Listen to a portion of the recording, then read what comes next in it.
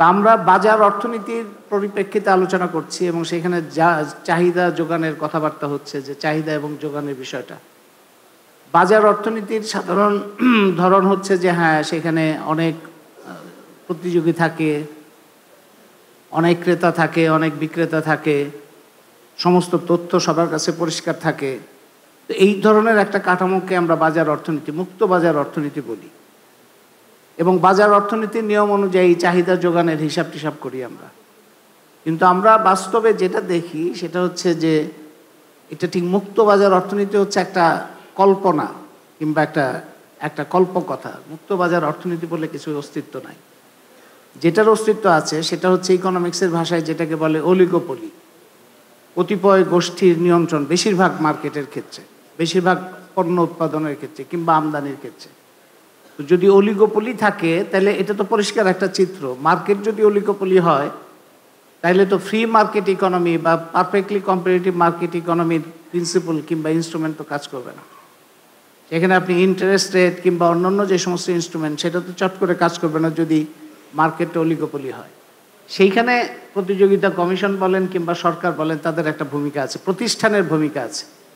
আমরা গত কয়েক দশকে, বিশেষত গত 1.5 দশকে, যেটার ভয়ঙ্কর রকম অধপত অবনতি হয়েছে সেটা হচ্ছে প্রাতিষ্ঠানিক প্রক্রিয়া। প্রতিষ্ঠানগুলো ঠিকমতো কাজ করে না, আমাদের তথ্য উপাত্ত ঠিকমতো কাজ করে না, বিবিএস ঠিকমতো ফাংশন করে না, আমাদের মন্ত্রণালয়গুলো তার যে সমস্ত নির্দিষ্ট দায়িত্ব সেটা করতে পারে না।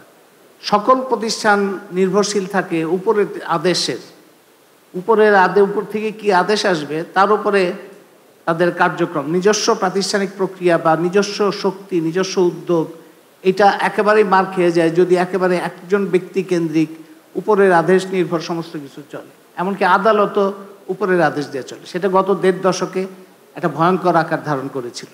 সেইখান থেকে বেরোনোটা হচ্ছে একটা গুরুত্বপূর্ণ কাজ।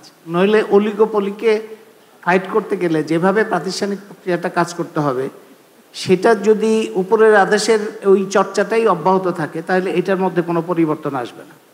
আমরা গত সরকারের পতনের পরে, গত সরকারের সময় আমরা এই জিনিসটা বুঝতাম এবং আমরা সবাই জানতাম যে প্রত্যেকটা ক্ষেত্রে জিনিসপত্রের দাম বৃদ্ধির ক্ষেত্রে চাঁদাবাজি হচ্ছে একটা বড় ভূমিকা পালন করছে। সার্জিৎ যেটা বলেছেন এটা ঠিক, যে চাঁদাবাজিটা সেই সময় এটা তো আমরা সবাই তখন স্বীকৃত ছিল যে শুধুমাত্র প্রত্যেকটা স্তরে, কৃষকের পর থেকে প্রত্যেকটা স্তরে চাঁদাবাজির সংখ্যা ক্রমাগত দিনের পর দিন বাড়ছিল।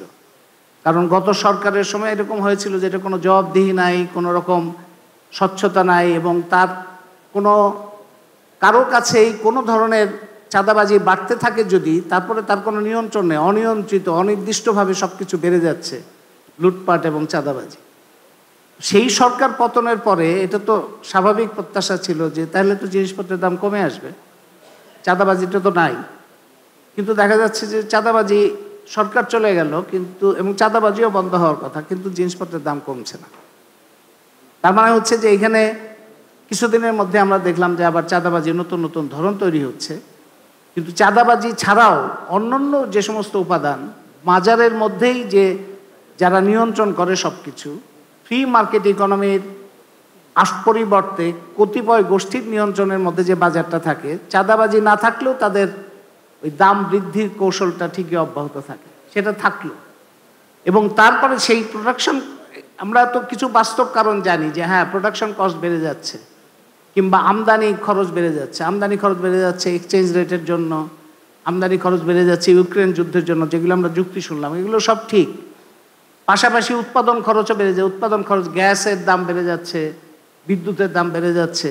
তাহলে এগুলো কিছু কিছু কারণ আছে যেগুলো শর্ট টার্মে সরকারের মনোযোগ দেওয়ার কথা, কিছু আছে লং টার্মে তার মৌলিক নীতিগত জায়গাগুলো সন্ধান করার, কিছু আছে মধ্যমেয়াদী কাজগুলো করতে হবে।